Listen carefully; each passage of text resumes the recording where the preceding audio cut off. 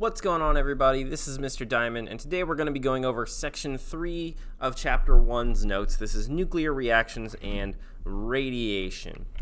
Now, I assume when we first started talking about radiation, especially electromagnetic radiation, something else actually popped into your head, and so we're going to talk about that stuff. While electromagnetic radiation is critical to our day-to-day life, most people are more interested in nuclear radiation or nuclear reactions. So we're going to talk about them. Now, there are two categories of nuclear reactions. The first type is fusion. Nuclear fusion is the process of making one bigger atom by taking two smaller atoms and you mush them together. They get smushed together. So in this example, we've got deuterium and tritium, and they will fuse together. So this is the blue here represents protons. So we've got one proton and a neutron, and then we've got one proton and two neutrons, and they fuse together. It's not completely stable, so after they fuse together, a neutron kind of goes flying off, but you also make a atom of helium. And so this helium is bigger than the atoms you started with, so that is a fusion process. You're fusing things together to make something bigger.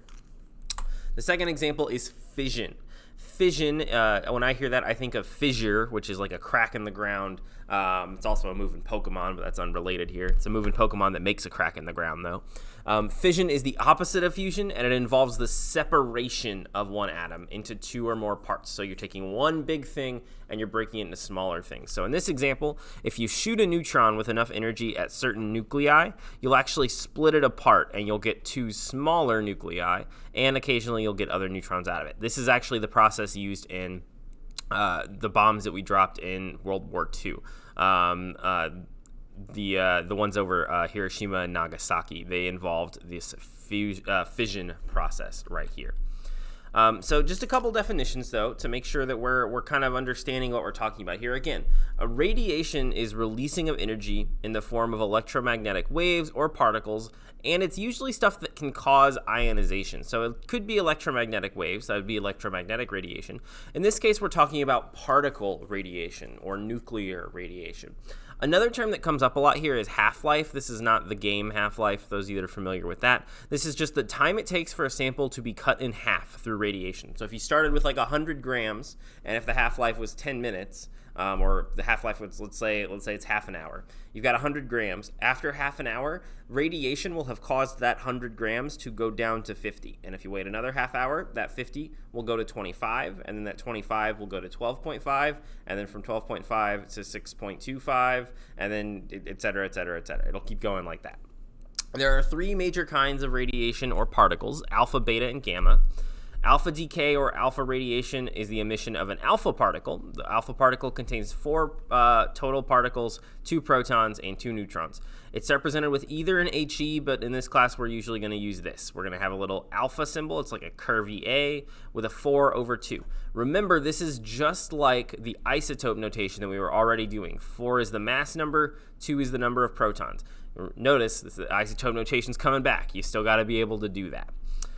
Second type is beta decay. Beta decay is the loss of a high-energy electron. It's usually represented with a -1 on the bottom and a 0. Now, that probably seems really weird.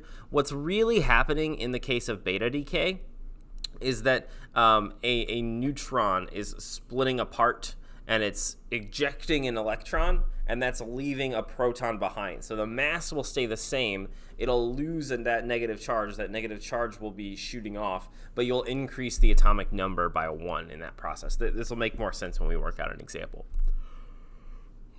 Excuse me, everybody. It's early in the morning. Gamma emission is the most complicated type. We're going to work with it a little bit, but in the most part, it's actually going to be like the easiest examples to do. It involves energy being lost by changes of energy levels, not by any changes in amount of stuff in the actual atom. So we represent it with this little curvy Y shape, and it's a 0/0, which means it doesn't actually change anything. It's just energy being released, but it'll usually come with beta decay. If I don't specifically say that, though, do not just assume that there is gamma emission. Okay, there are other types of radioactive emissions other than stuff we just mentioned. We're not really going to talk about them. One example would be beta plus decay. It's the antimatter version of beta decay, so it's a positron instead of an electron. And if you're like, I only know what like half of those words mean, don't worry. This isn't going to be on the test. But its symbol would be 0 and a +1 on bottom. Another example is cluster decay, where a nucleus bigger than an alpha particle is emitted. That would be what we would call something like in this picture here, where you've got actual big chunks that are coming off of the particle that you're talking about. That'd be cluster decay. None of these are going to be on any worksheets, though. This is just to tell you an example. These are not the only ones. We're only going to focus on alpha, beta, and gamma emissions or decay. Okay, so for half-life problems, the first kind that we're going to get, this one I don't really need to click away and do a different example of. Half-life problems are really straightforward since they don't involve complex math. This is one example here. Mercury-210 has a half-life of 10 minutes. If you started with a sample of 350 grams of mercury-210 and you ended up with 10.94 grams, how much time has passed since the experiment started? I said I could work this out without writing it down, but I'm going to work this out in my example video that's going to be attached to this. I think it'll be more beneficial just so I can show you what the work should look like on a half-life problem. It's not super difficult. I'm sure a lot of you already kind of logically can figure out how to do that problem, but I'll still show you. I just want to make sure that I do it in such a way that it's a little bit more obvious what the work will look like. Solving decay problems is actually a lot easier than it may sound. Like if you heard that we are going to be learning how to solve nuclear reactions, you'd probably be like, oh god, that's going to be so much math. That's going to be so complicated. And there's versions of it that would be if you're counting the energy and things like that. But really, if we're just predicting outcomes of nuclear reactions, it's actually really easy. You're just going to follow the law of conservation of matter and make sure that all particles are accounted for. All numbers on top and bottom of each sides of your equation just need to add up to the same number. So for example, uranium-238 goes through alpha decay. What is the product? Carbon-12 goes through beta decay. What is the other product? And so again, other product would be, you know that you're going to get an alpha particle, you know that you're going to get a beta particle. So you have to just figure out the other piece. So for uranium, first you set up the equation. So we've got U-238.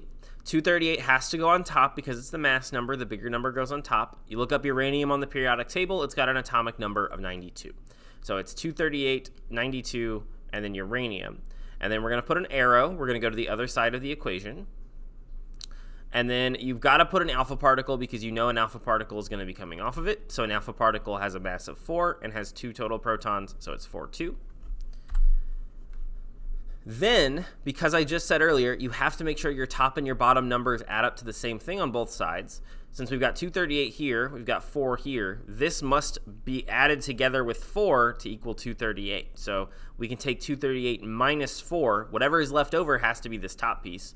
And then same thing down here. 92 minus 2 has to be the bottom piece. That's whatever is left over. That's what's left behind after this leaves.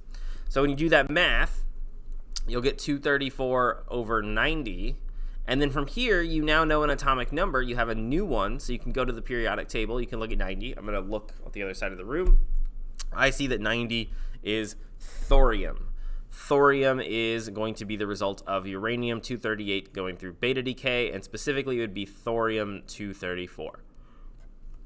Beta decay will use the same setup. It's a little more complicated. That's the one I'm going to work out in the next example video, where I'm just kind of explaining it and working it out on paper. I believe that's all I've got for these notes, and that is actually the end of the notes for this chapter. So if you have any questions, please send me an email, let me know. Otherwise, there is going to be examples attached to this. You can see another example being worked out if you're lost. This is the last set of notes for this chapter. We are done. If you notice, I don't have an arrow to click right here. We are out of notes. So if you have any other questions, now's the good time to ask them. The next day that we have in class, so that will be the review day, and then your test will be coming up pretty soon. So like I said, any questions, feel free to email me. Otherwise, it's Mr. Diamond signing off. Have a great rest of your day, everybody.